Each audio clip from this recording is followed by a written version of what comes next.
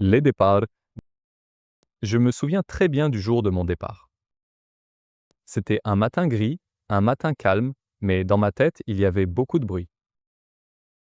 Je marchais dans l'aéroport avec mon petit sac et ma grande valise, et je sentais mon cœur battre très vite. Je partais pour la France, un pays que je ne connaissais pas, une langue que je ne comprenais presque pas. Je répétais dans ma tête quelques mots. Bonjour, merci, s'il vous plaît.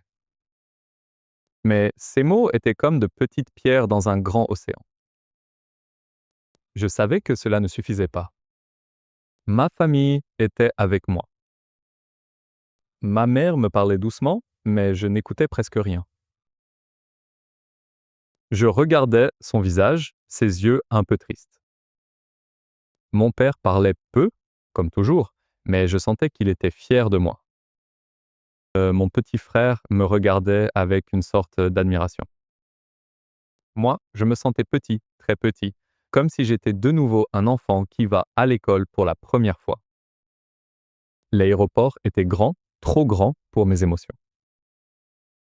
Je voyais des gens courir, parler, rire, pleurer. Je voyais des écrans avec des destinations partout dans le monde. Je lisais Paris, écrit en lettres blanches, et mon estomac se fermait un peu. Paris. Un nom si simple, mais pour moi il représentait une nouvelle vie, une immense inconnue. Quand il a été temps de dire au revoir, mes mains tremblaient. Ma mère m'a serré dans ses bras, fort, très fort. Elle avait préparé ce moment, mais je savais qu'elle souffrait. Elle m'a dit: Tu vas réussir, tu vas apprendre, tu vas grandir. Je voulais la croire, mais une petite voix dans ma tête disait: Et si je n'y arrive pas? Et si je suis trop faible? Je suis passé par le contrôle de sécurité et c'est seulement alors que j'ai compris que je partais vraiment. Je n'étais plus avec ma famille. Je n'avais plus leur voix autour de moi. J'étais seul avec mon billet d'avion, mon passeport et mes doutes. Dans l'avion, je me sentais attaché à mon siège comme un prisonnier. Les autres passagers parlaient une langue que je ne comprenais pas. Le français. Ces sons rapides, doux, mais mystérieux. Je les écoutais comme on écoute une chanson dans une langue inconnue. Je reconnaissais le rythme, mais pas le sens. J'avais envie de participer, de parler, de comprendre, mais je me sentais comme un étranger avant même d'arriver. Je regardais par la fenêtre. Les nuages passaient, et petit à petit, mon pays disparaissait derrière moi. Je pensais à ma maison, à mon lit, à la rue où je marchais chaque jour. Je pensais à mes amis, à nos rires simples. Je pensais à ma routine, à ma langue, à tout ce qui me semblait normal. Et je me suis demandé: pourquoi ai-je choisi de partir? Pourquoi ai-je voulu changer tout ça?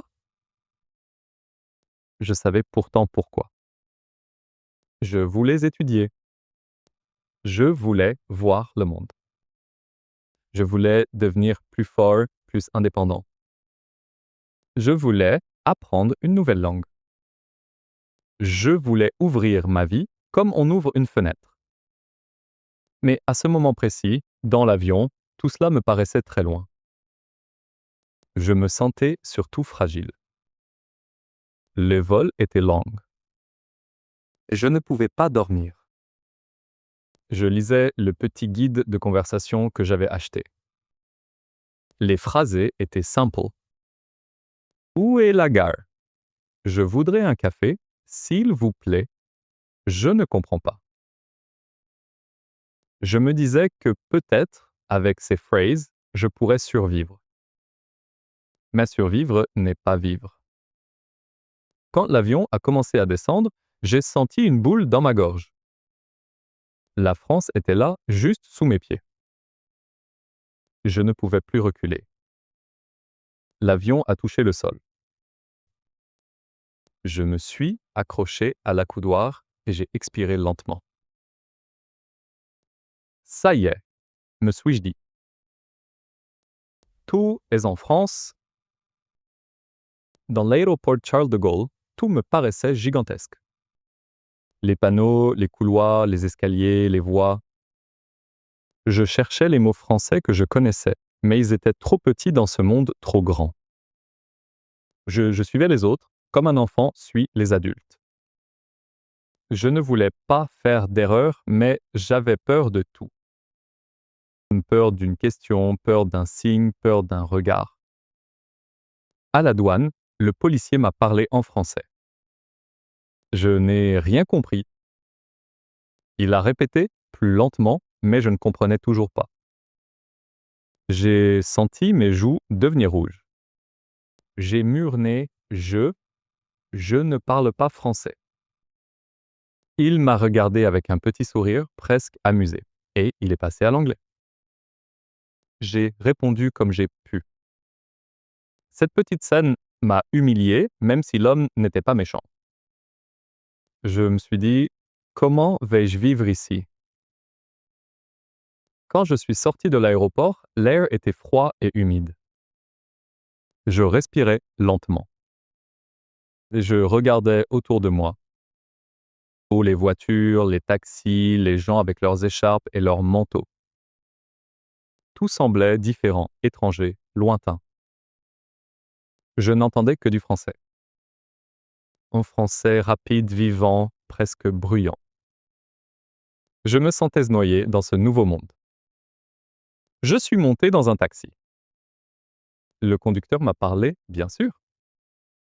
J'ai compris seulement bonjour et un mot qui ressemblait à bagage. J'ai montré ma valise. Il a ri doucement. Peut-être qu'il comprenait ma peur. Peut-être qu'il voyait que j'étais un étudiant perdu.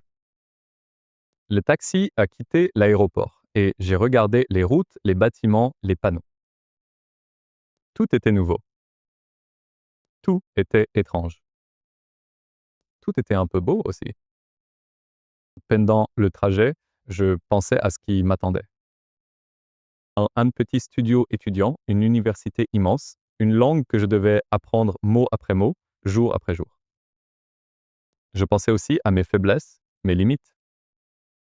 J'avais peur, mais au fond de moi, une petite flamme restait allumée. Une flamme fragile, mais réelle, l'espoir. Quand j'ai enfin posé mes valises dans ma nouvelle chambre, j'ai fermé la porte derrière moi. Le silence était lourd. Je me suis assis sur le lit et j'ai respiré profondément. Je me suis dit, voilà, c'est le début. Tu es loin de chez toi, tu es seul, mais tu es ici pour une raison. J'ai décidé, malgré ma peur, de continuer.